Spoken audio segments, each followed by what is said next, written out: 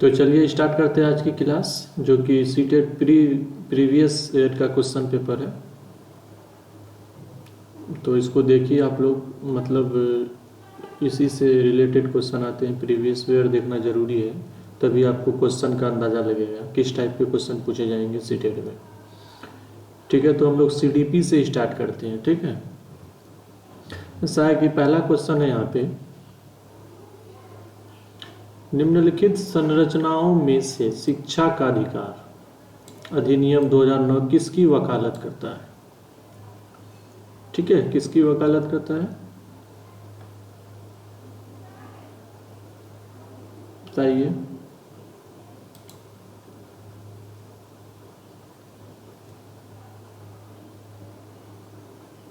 ये समावेशी शिक्षा की वकालत करता है। ठीक है, क्योंकि 2009 में ये कहा गया है सबको समान शिक्षा मिलना चाहिए। अब शिक्षा का अधिकार है सभी बच्चों के लिए, क्योंकि उसको समान शिक्षा दिया जाए, किसी के साथ भेदभाव नहीं किया जाए। ठीक है, तो चलिए नेक्स्ट क्वेश्चन।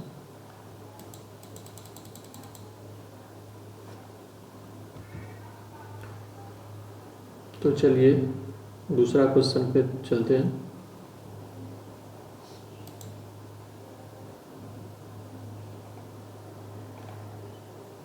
ठीक है, ये मतलब कि खाली जगह है। यह विचारधारा है कि सभी बच्चों को एक नियमित विद्यालय व्यवस्था में समान शिक्षा प्राप्त करने का अधिकार हो। ठीक है, क्या होगा यहाँ पे? पहला है मुख्य धारा शिक्षा, दूसरा है विशेष शिक्षा, तीसरा बहु सांस्कृतिक शिक्षा और चौथा है समावेशी शिक्षा। कौन सा ऑप्शन होगा यहाँ पे? क्योंकि बच्चों को विशेष धारा में मतलब समान शिक्षा प्राप्त करना, तो क्या हो जाएगा ये समावेशी शिक्षा हो जाएगा। ठीक है, समावेशी शिक्षा बिल्कुल, क्योंकि यहाँ बच्चों को समान शिक्षा देना है, तो ये समान शिक्षा समावेशी शिक्षा 2009 की मतलब कि आरटी के अंतर्गत ये कहा गया है। चलिए आगे बढ़ते हैं।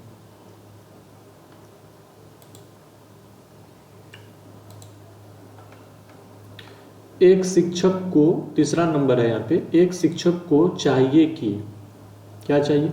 वह विशेष संस्कृतियों समुदायों के को बच्चों को बढ़ावा दे।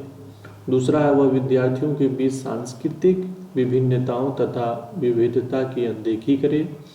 तीसरा है यह संप्रेषित करे कि वह कक्ष में सभी संस्कृतियों का सम्मान करती है एवं महत्व देती है। चौथा है वह विद्यार्थियों के बीच तुलना को अधिकतम करे। तो एक शिक्षिका को क्या करना चाहिए?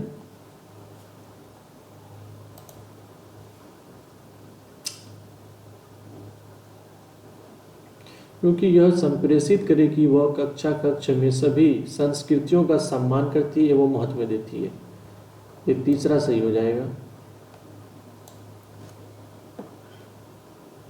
क्योंकि भेदभाव नहीं करना चाहिए। ये तो बीच में तुलना नहीं करना चाहिए, ये भी गलत है। अनदेखी नहीं करना चाहिए। ठीक है, समुदाय किसी भी एक विशेष समुदाय के बच्चों को बढ़ावा नहीं देना चाहिए, क्योंकि यहाँ सबका सम्मान करना चाहिए एवं महत्व देना चाहिए। ठीक है, तो 3 का 3 थर्ड ऑप्शन राइट है।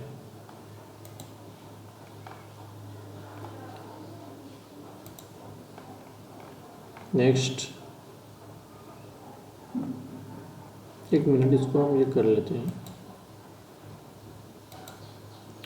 चलिए आप लोग इंग्लिश में भी देख सकते हैं। बच्चे प्रभावी रूप से सीखते हैं जब वे पाठ्य पुस्तक में दिए गए तथ्यों को याद करते हैं। दूसरा है वे श्याम पट पर अध्यापक के द्वारा लिखे गए उत्तरों की नकल करते हैं। तीसरा है वे विभिन्न गतिविधियों एवं कार्यों में सक्रिय रूप से भाग लेते हैं। चौथा है शिक्षक कक्षा में होने वाली सभी घटनाओं व बच्चों को पूर्ण रूप से नियंत्रित करता है। क्या होगा चौथा का? मतलब बच्चे प्रभावी रूप से सीखते हैं, कब सीखेंगे?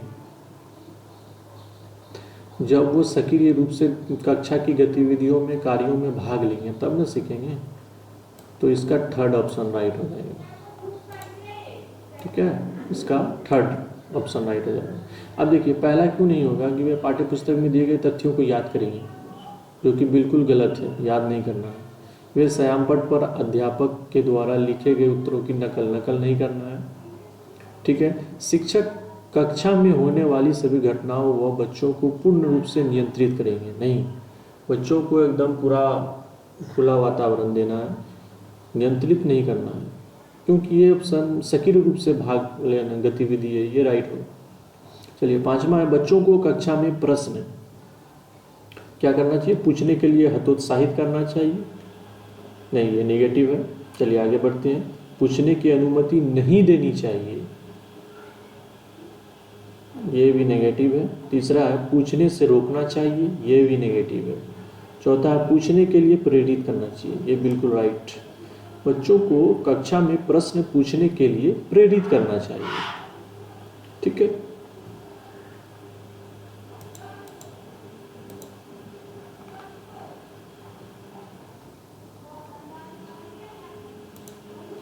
अब 6 नंबर है, निम्नलिखित में से कौन सी एक मुख्य प्रक्रिया नहीं है जिसके द्वारा सार्थक अधिगम घटित होता है। क्या वो मुख्य प्रक्रिया नहीं है जिसके द्वारा सार्थक अधिगम घटित होता है, मतलब निगेटिव पूछा गया है यहाँ पे, बताइए।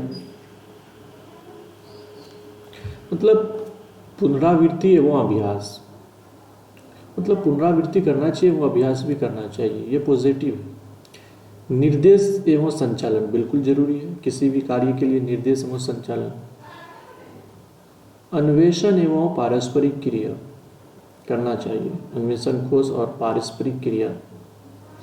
देखिए कंठस्थीकरण एवं स्मरण, ये नहीं करना चाहिए, ये नेगेटिव है। कंठस्थ किसी भी चीज़ को याद नहीं करना चाहिए, क्योंकि उसको समझ के पढ़ना चाहिए, तो ये मुख्य प्रक्रिया नहीं है, मतलब सार्थक अधिगम घटित होता है जिसके द्वारा, तो ये 4 नंबर हो जाएगा, जो कि बिल्कुल गलत है। मतलब कंठस्थीकरण नहीं करना चाहिए। ठीक है। चलिए आगे बढ़ते हैं।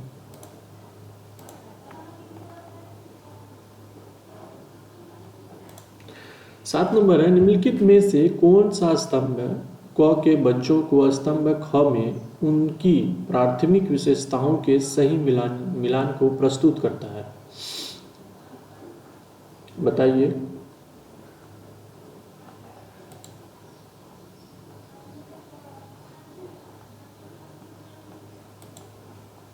मतलब प्रतिभाशाली बच्चे ख में मिलाना आपको।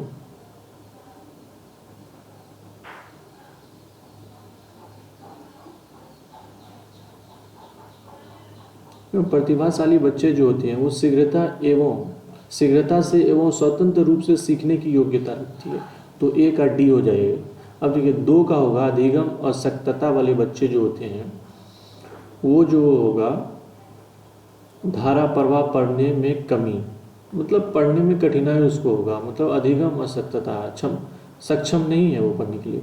और सृजनात्मक बालक जो होते हैं वो मतलब कि उसका बी हो जाएगा 3 का, मूल समाधानों के बारे में सोच सकता है। ठीक है।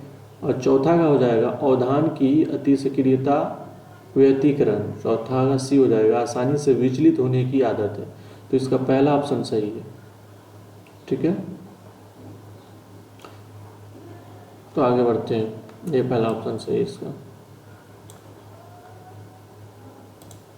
चलिए नेक्स्ट। अब यहाँ पे है बच्चों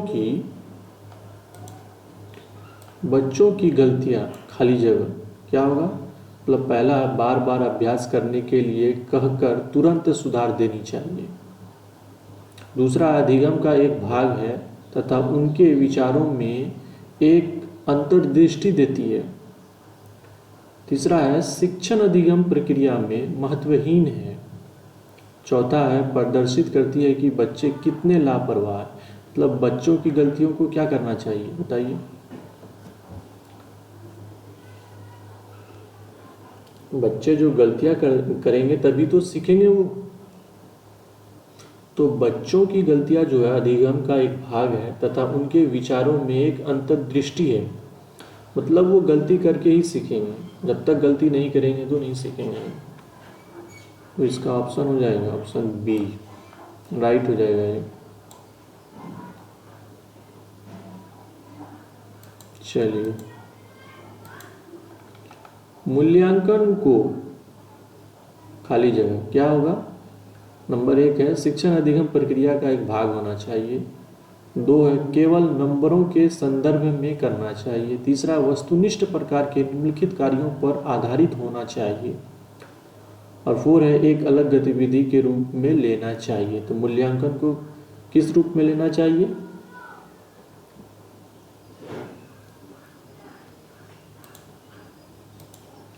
इसको जो है शिक्षण अधिगम प्रक्रिया का एक भाग होना चाहिए। मूल्यांकन क्या है, शिक्षण अधिगम मतलब कि पढ़ा, अधिगम के बाद ही तो हम लोग मूल्यांकन लेते हैं। शिक्षण अधिगम प्रक्रिया का एक ये अहम हिस्सा है। मूल्यांकन के द्वारा ही हमें किसी भी बच्चों की मतलब कि उसके मतलब पढ़ाई के बारे में पता चलता है, कितना उसको समझ में आया है। ठीक है, तो मूल्यांकन शिक्षण अधिगम प्रक्रिया का एक अहम हिस्सा। यहाँ पे केवल नंबरों के संदर्भ में करना चाहिए, बिल्कुल गलत है। नंबर के संदर्भ में नहीं, निगेटिव है। केवल जो आ गया निगेटिव है।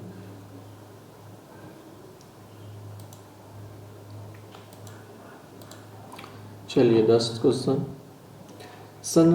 संरचनात्मक दृष्टिकोण के अनुसार अधिगम खाली जगह है क्या है। एक निष्क्रिय एवं व्यक्तिपरक प्रक्रिया है। दूसरा है जानकारी के अर्जन की प्रक्रिया। तीसरा अनुभव के परिणाम के रूप में व्यवहार एक परिवर्तन होने की प्रक्रिया है। और 4 ऑप्शन है एक सक्रिय एवं सामाजिक प्रक्रिया है। क्या है,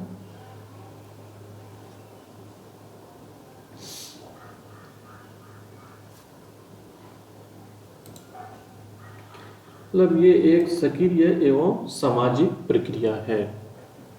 ठीक है, चलिए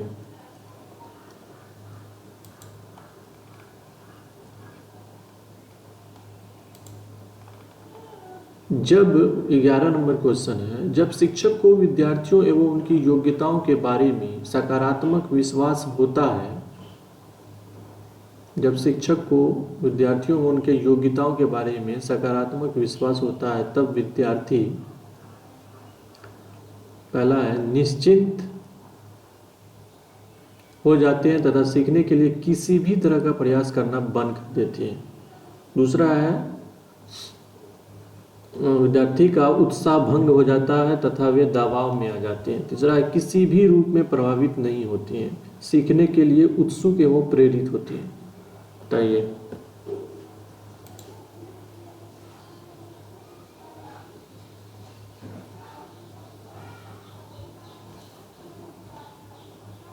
क्या है, सीखने के लिए उत्सुक एवं प्रेरित रहते हैं।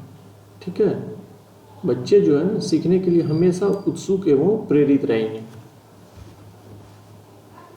चलिए नेक्स्ट,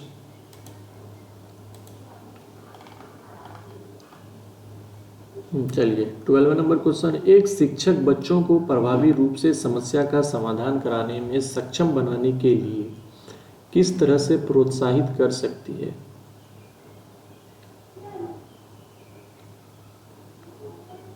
बताइए आप लोग।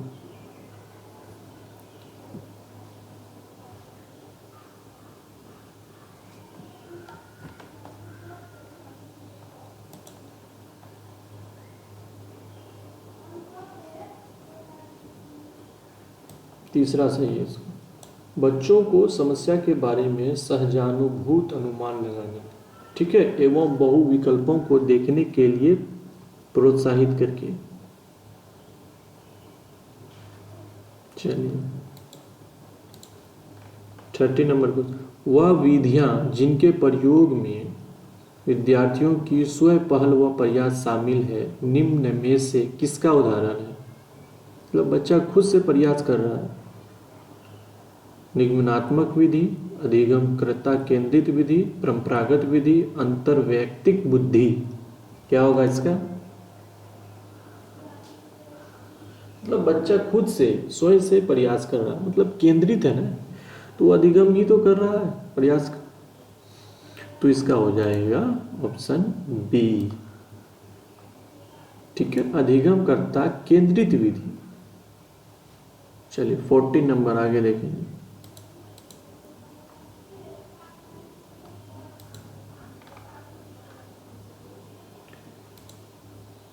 जो भी पहली बार जुड़े हैं, आप लोग देख रहे हैं, अगर अच्छा लगे तो आप लोग सब्सक्राइब कीजिए, लाइक कीजिए, शेयर कीजिए, ताकि और भी जो भी क्लासेस आएंगे नोटिफिकेशन बेल आइकन को प्रेस कर लीजिए ताकि आपको समय पे मिलता रहे। ठीक है, देखिए नीचे लिखी हुई स्थिति किस सिद्धांत को दर्शाती है?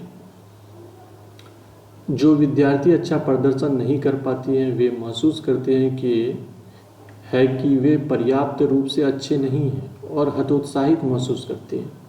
तब उनमें बिना प्रयास के कार्य को आसानी से छोड़ देने की संभावना है। मतलब कि वो अच्छे से प्रदर्शन नहीं कर पाते और अपने आप को हतोत्साहित महसूस करते हैं। तो क्या होगा? पहला, संज्ञान एवं संवेग संबंधित नहीं है उसके अंदर। दूसरा, अनुवांशिकता एवं पर्यावरण अलग है, अनुवांशिकता एवं पर्यावरण संबंधित नहीं है। 4 है, संज्ञान एवं संवेग अलग नहीं है। क्या हो जाएगा इसका?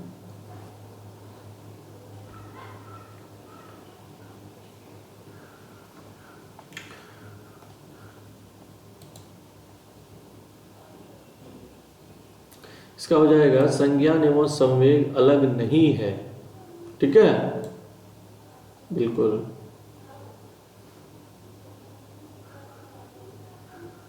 चलिए नेक्स्ट,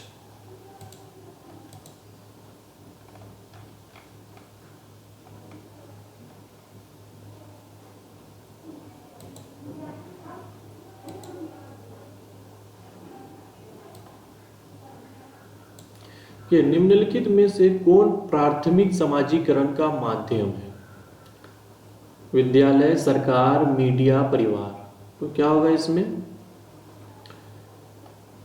ये परिवार हो जाएगा, प्राथमिक है ना, तो परिवार, क्योंकि बच्चे जो है, बच्चे का समाजीकरण पहले परिवार में होता है, अपने माता पिता से सीखते हैं, तो फर्स्ट परिवार हो जाएगा। अब देखिए, जीन पियाजे के सिद्धांत का प्रमुख प्रस्ताव है कि, क्या प्रस्ताव है? चलिए इसको आगे करते हैं।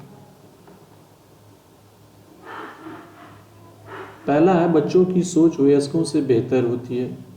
दूसरा है, बच्चों की सोच मात्रात्मक रूप में वयस्कों से भिन्न होती है। तीसरा है, बच्चों की सोच गुणात्मक रूप में वयस्कों से भिन्न होती है। और चौथा है, बच्चों की सोच वयस्कों से निम्न होती है। तो जीन पियाजे का क्या प्रमुख प्रस्ताव था?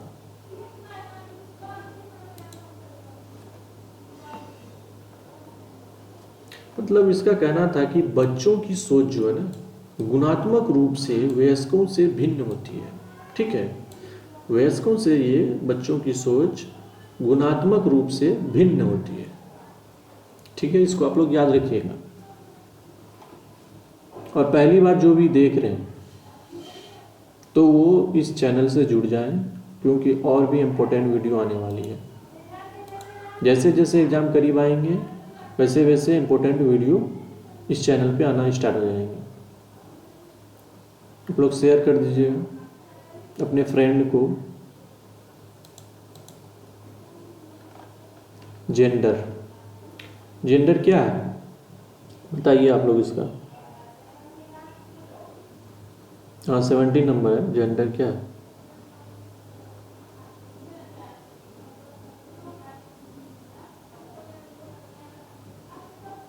ये आसान क्वेश्चन है, क्योंकि ये जेंडर जो है ना, मतलब ये एक सामाजिक संरचना है।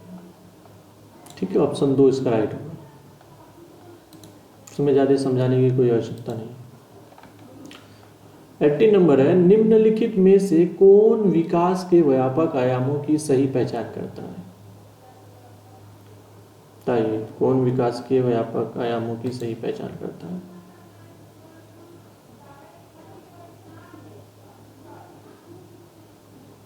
आप लोग सही से देखिए ऑप्शन को और इसमें से खोजिए एक ऑप्शन कौन सा सही है।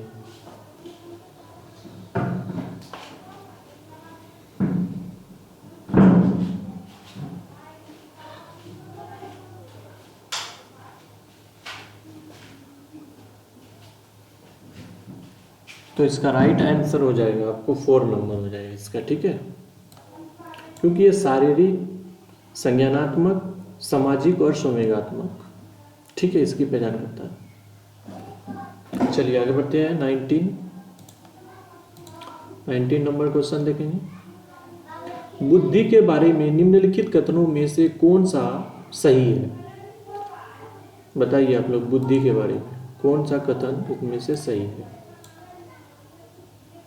चलिए, बुद्धि अनुभव के परिणाम के रूप में व्यवहार में एक अपेक्षाकृत अस्थायी परिवर्तन है। दूसरा, बुद्धि एक अनुवांशिक विशेषक है जिसमें मानसिक गतिविधियां जैसे स्मरण एवं तर्क शामिल होती है।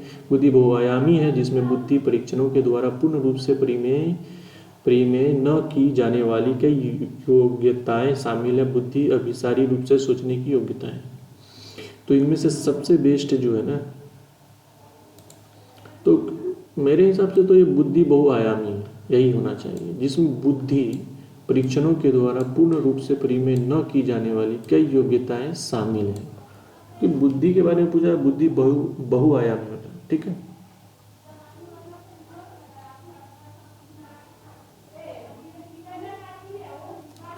ठीक है, तो नेक्स्ट 20 क्वेश्चन देखेंगे हम लोग। आप लोग शेयर कीजिए, ठीक है ना। आप लोग अपने ग्रुप में फ्रेंड को जो भी सीटेट की तैयारी कर रहे हैं उसको शेयर कीजिए, ताकि ये प्रीवियस ईयर का पेपर है, इसे देख के अनुमान लग जाएंगे कि कौन से क्वेश्चन पूछे जाएंगे, ठीक है।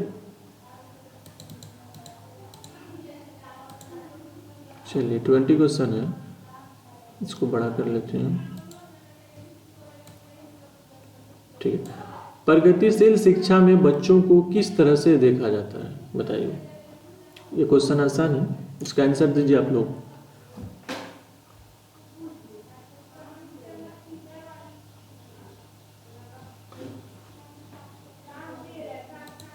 इसका सक्रिय अनुवंशकों के रूप में, बिल्कुल आसान है। निष्क्रिय नहीं देखना है बच्चों को, सक्रिय होना चाहिए बच्चा, ठीक है। चलिए आगे 21 देखेंगे। देखिए, लेव वाइगोत्स्की के अनुसार अधिगम क्या है?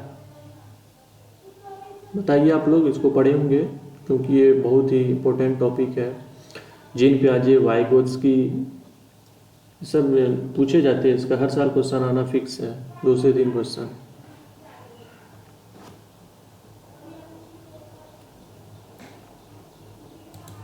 क्योंकि ये एक सामाजिक गतिविधि है। लेव वाइगोत्स्की के अनुसार बच्चे जो है ना समाज में रहकर ही सीखते हैं, और वो समाज पर ज़्यादा जोर दिए सामाजिक गतिविधि, लेव वाइगोत्स्की, ठीक है। ठीक है, 22, निम्नलिखित में से कौन सा पूर्व क्रियात्मक अवस्था काल के बच्चों को विशेषित करता है? ठीक है,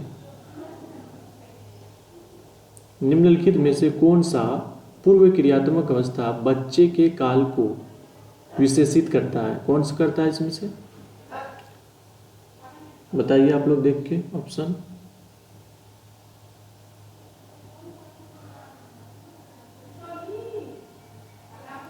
क्या होगा?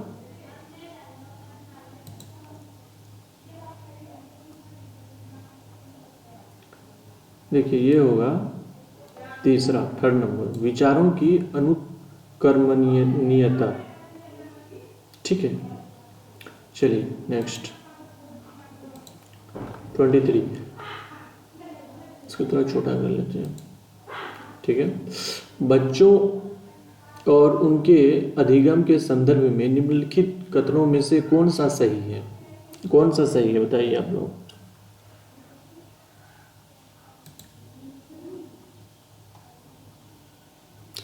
देखिए, एक एक ऑप्शन को आप लोग सही से देख के और पता लगाइए, गेस कीजिए आप लोग इसको।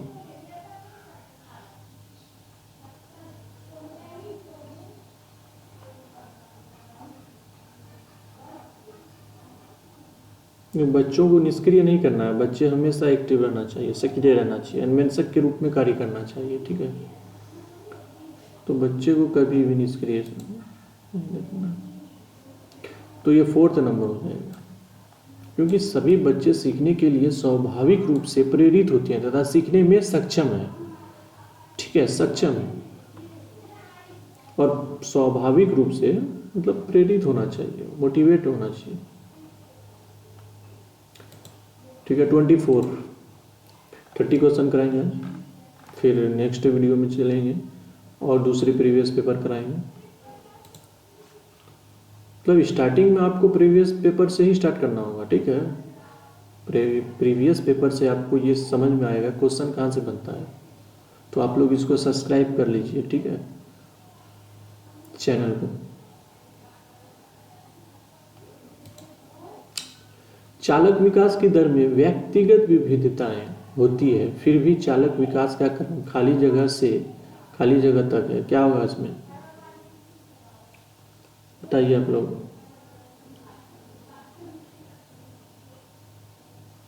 मतलब चालक विकास की दर में व्यक्तिगत विविधताएं होती है, फिर भी चालक विकास का क्रम, मतलब यहाँ पे स्थूल से सूक्ष्म तक है, ठीक है। तो इसका ऑप्शन हो जाएगा, सेकेंड ऑप्शन हो जाएगा इसका। 25 पे चलेंगे आप।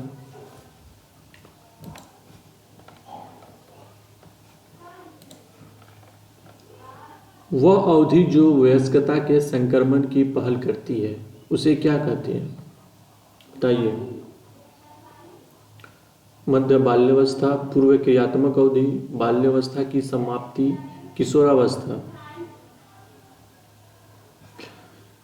लगभग इसका क्वेश्चन जानते होंगे।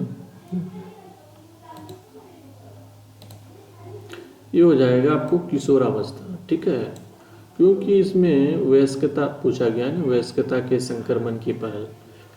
तो किशोरावस्था में 12 से 18 वर्ष तक ये अवस्था रहती है, क्योंकि इसमें वयस्कता के वो गुण आ जाते हैं। चलिए 26 पे, जीन पियाजे के अनुसार बच्चे, छोटे कर दे इसको, ठीक है। जीन पियाजे के अनुसार बच्चे क्या होते हैं, बताइए आप लोग देखिए सक्रिय कहाँ पे है, बच्चे को सक्रिय होना चाहिए।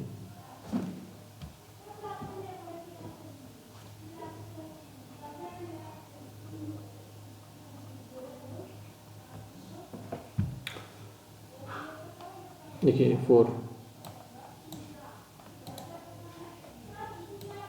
क्योंकि ज्ञान को सक्रिय रूप से संचारित करती है, जैसे जैसे वे दुनिया में व्यवहार कौशल का, ठीक है, व्यवहार कौशल का प्रयोग करते हैं तथा अन्वेषण करते हैं। ये पॉजिटिव है, नेगेटिव इसमें कुछ नहीं, क्योंकि इसमें सक्रिय है, अन्वेषण कर रहे हैं, ठीक है, सीख रहे हैं किसी चीज को, ज्ञान को। चलिए 27 है, इसको बड़ा कर दें।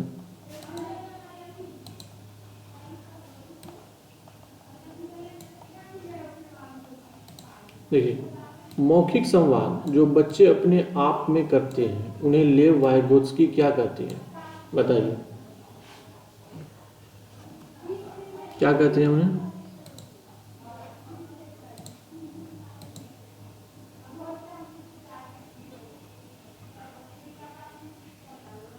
देखिए प्राइवेट स्पीच कहते हैं उसको, ठीक है। लेवल उसकी मतलब अपने आप से बात कर रहा है तो प्राइवेट है, अपने मन से बात कर रहा है, वो व्यक्तिगत वार्ता, खुद से बात कर रहा है वो, तो वो प्राइवेट स्पीच के अंतर्गत आएगा, ठीक है। नेक्स्ट 28, खिलौने, पहचानने की वस्तुएं, घरेलू सामग्रियां, व्यवसायों एवं रंगों को विशिष्ट लिंग के साथ संबंधित करना क्या प्रदर्शित करता है। छोटे बच्चों के लिए ये आपको शैशवावस्था में खिलौने, पहचानने वस्तु, सामग्रियां, व्यवसाय और रंगों को विशिष्ट लिंग के साथ संबंधित करना क्या प्रदर्शित करता है। मतलब इसमें भेदभाव नहीं करना है, किसी भी एक लिंग को बढ़ावा नहीं देना है, सबको समान रूप से देखना है। एग्जैक्टली आप लोग आंसर तक पहुंच गए होंगे। मतलब इसमें क्या कर रहा है क्वेश्चन,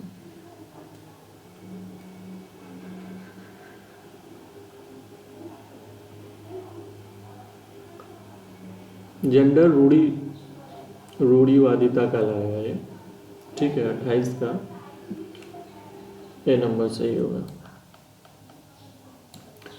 क्योंकि उसको रंगों लिंग के साथ संबंधित कर रहा है। क्यों कर रहा है, ये गलत है, नेगेटिव है, जेंडर रूढ़िवादिता कर रहा है। चलिए 29, फटाफट 2 क्वेश्चन बचा हुआ है। एक प्रारंभिक कक्षा में एक बच्ची अपने साथ जो अनुभव लाती है, ठीक है, प्रारंभिक कक्षा है वो बच्ची जो है अपने घर से आई, जो अनुभव लेके आई है, तो क्या करना चाहिए उस क्लास के टीचर को या शिक्षिका को? उनकी अपेक्षा करनी चाहिए, उनकी उपेक्षा करनी चाहिए, दूसरा उन पर ध्यान नहीं देना चाहिए, उन्हें शामिल कर उनका संचय करना चाहिए या उन्हें अस्वीकार करना चाहिए? क्या करना चाहिए? 1 मिनट, इसका ये क्वेश्चन आसान है, इसका आप लोग आंसर कमेंट में दीजिए, ठीक है? कमेंट में बताइए इसका क्या आंसर होगा, ठीक है? चलिए आगे बढ़ते हैं। लास्ट क्वेश्चन है, एक बच्चा तर्क प्रस्तुत करता है कि हिंज को दवाई की चोरी नहीं करनी चाहिए, ठीक है? एक बच्चा है, वह दवाई जो उसकी पत्नी की जान बचाने के लिए जरूरी है, क्योंकि यदि वह ऐसा करता है तो उसे पकड़ा जाएगा और जेल भेज दिया जाएगा। कोलबर्ग के अनुसार वह बच्चा नैतिक समझ की किस अवस्था के अंतर्गत आता है? किस अवस्था के अंतर्गत आता है वो? बताइए। दंड एवं आज्ञापालन अभियान इसके अंतर्गत आता है, क्योंकि चोरी कर रहा है ना, बच्चे पे निगेटिव इसका इफेक्ट पड़ रहा है, चोरी नहीं करना चाहिए, तो वो दंड एवं आज्ञापालन अभिविन्यास के अंतर्गत आएगा। ठीक है, तो ये प्रीवियस ईयर के 30 क्वेश्चन कंप्लीट हो गए हैं। आप लोग जो भी नए देख रहे हैं उसे सब्सक्राइब कर लीजिए, वो सब्सक्राइब कर लें चैनल को, और कमेंट में आंसर दे, बताएं कैसा क्लास लगा आप लोगों को, ठीक है? रिस्पॉन्स दीजिए, ठीक है? Tata bye bye.